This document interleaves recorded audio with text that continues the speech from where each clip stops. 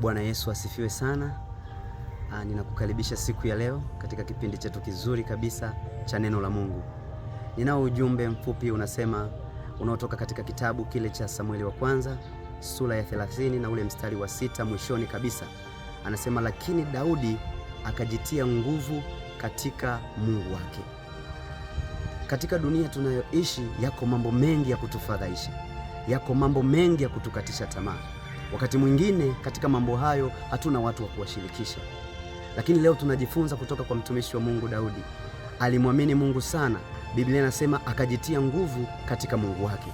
Baada ya kupita katika changamoto, wakati wake zake wametekwa, watoto wake wamechukuliwa, hakukata tamaa, bali alijitia nguvu katika Mungu wake. Alijitia nguvu vipi? Ni kwa sababu alikuwa anamtambua Mungu aliyemtetea tangu akiwa mdogo. Mungu aliyemtia mafuta kupitia mikono ya Samueli. Mungu aliyemwokoa na makucha ya simba pamoja na dubu. Mungu yule yule aliyempigania wakati anapigana na Goliath. Ndiye Mungu huyo aliyejitia nguvu hata wakati huo ambapo alikuwa katika adha na dhiki, na kumtegemea Mungu na kuja kumwokoa pamoja na wale wa Amaleki waliovamia mji ule wa Siklag. Nami nakutia moyo siku ya leo.